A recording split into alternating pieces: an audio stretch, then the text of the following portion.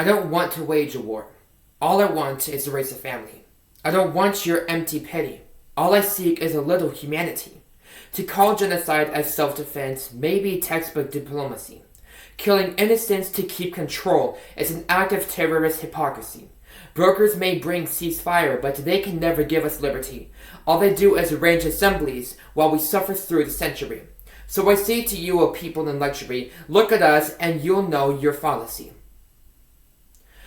What I just read to you was a sonnet of Palestine created by the author named Abhijit Neskar. Palestine is a mass target for Israel, killing many people and waging many wars.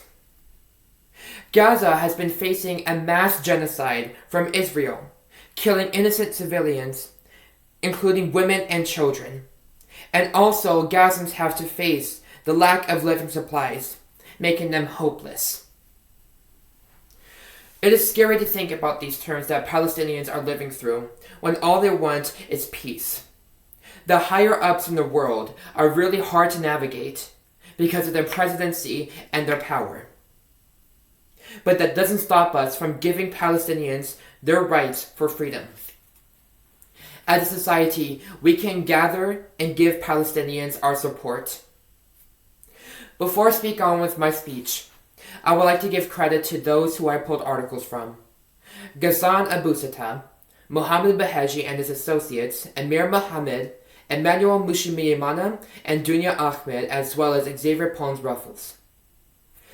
In this topic, in this speech, I would want to persuade you to help Palestine and Gazans as they are desperate and need for a free life. I will first talk to you about the current problems that Gazans are facing, and then I will tell you about the underlying causes, and then I will suggest you some solutions. In the Middle East, a Palestinian-owned territory called the Gaza Strip has been facing poverty and genocide continuing to this day. According to the Oxford English Dictionary, poverty is defined as a state of being extremely poor. However, in this current situation, being in poverty means having your life at risk. In the article, Responding to Humanitarian Crisis in Gaza by Ghassan Abu Satta, who is a war surgeon and a humanitarian, on August 21st of 2023, he states that Gaza is described as the world's largest open-air prison and laboratory for Israel to test on, in its background section of the article. He then further states that since 2007, Israel placed a land, air, and sea blockade, stating that the blockade has severed Palestinians to vital services in Jerusalem, including specialized hospitals, banks, and educational opportunities. Not only were they not able to access health, banks, and education, Gaza has been a mass target. In the article, A World Losing Its Legitimacy by Amir Hassan, who is an advocate in India, and Mohammed Beheji, founder of Socioeconomic Institute for Advanced Studies, on January 1st of 2024, and the subheading Extensive Observation Events and Literature Review, and a subheading of War Crimes, they list war crimes that Gazans had to face in 2023, starting with Israel imposing a war, stripping access to living commodities, fuels, and electricity and gas on October 7th. They then list further events such as shutting down power, which led to no water supply and communication on October 11th, an air raid on Al Ahil Arab Hospital, killing 472 and injuring many others on October 17th. And they also included the attack on Khan Yunis, with 9 dead, including children, on October 18th, and destroying the world's oldest church, Greek Church of St. Porphyrius, on October 19th, with 20 dead, and more events in the article. In the event of the hospital, Dr. Ghassan Abu Satta reported events to Time.com in the article Our Death is Pending, Stories of Loss and Grief from Gaza. He was reached out by the hospital to help with the surgeons, and so he arrived at the hospital at 5:30 a.m. He had to stay overnight because it was not safe for him to move at night by himself. So in the night, he had to work on many, many patients. While working there, he heard a missile and a massive explosion. He saw that the courtyard of the hospital was on fire, including everything from trees to ambulances and to the many bodies lying on the ground and the dismembered body parts. Since then, emergencies are flooding into the hospital, and he included a report of a 5-year-old girl with a massive wound on her right arm who lost her mother and her sister, having to clean out gravel, broken glass, and dead tissue.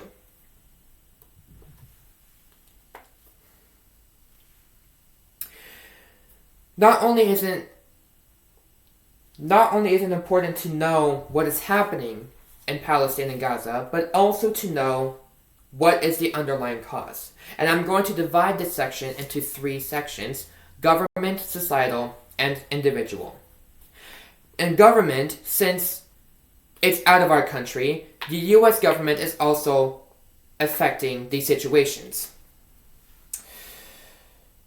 In the article titled "The War in Gaza and the Israeli-Palestinian Conflict" by Xavier Pons-Roelfels, who is a public intern law and European Union law professor at the University of Barcelona, on January 16th of 2024, he states that the US is an allied military supporter to Israel, but reminding himself about the attack on Afghanistan, saying that violence doesn't get us anywhere.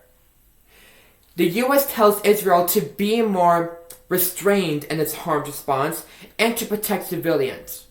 But while they're saying that, they are still sending in support to the Israel diplomatic and political government, and also still sending in arms, weapons to the Israeli arms.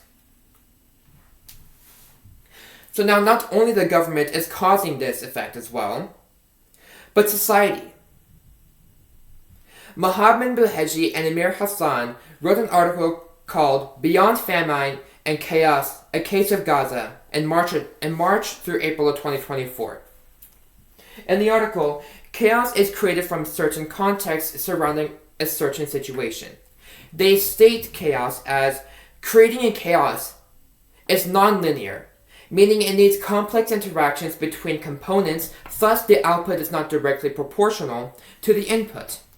And then throughout the rest of the article, they state the events that Gazans are going through, such as the blockade, making their environment chaotic. They wrap up their article claiming that the chaotic government in Gaza is also fueled by the long-term stress and the abandonment that they are facing. Now finally, to the individual. Individual can also be in effect as well. In most cases, individual cause is fueled by one's own beliefs, opinions, and who they support. Mainly in this context, there's a thing called Zionism, which, by the same author, Mohammed Bouheji, and his other worker, Emmanuel Moushimiyamana, a senior lecturer in Socioeconomic Institute for Advanced Studies, and Dunia Ahmed, Department of Social Science, University of Bahrain, and an International Institute of Inspiration article. The article titled "Emphatic Engagement with Gaza" on January 2024, section "Mapping Inputs of Empath with Gaza." Israel is under the support of Zionism, which gives Israel government more power and control to control Palestine and Gaza. They state that out of 163 countries, only 6 were against the two-state solution, which resolved the conflict of the Israel-Palestine, and that includes USA, Marshall Islands, Micronesia, Nauru, Israel, and Canada. So this boils down to the fact that individuals who are Zionists are supporting to those who are Zionists in the government as well. So now solutions that we can look at. And again, I will be dividing it into government, societal, and individual. For the government problem, it is important to look at who we want to vote for in government.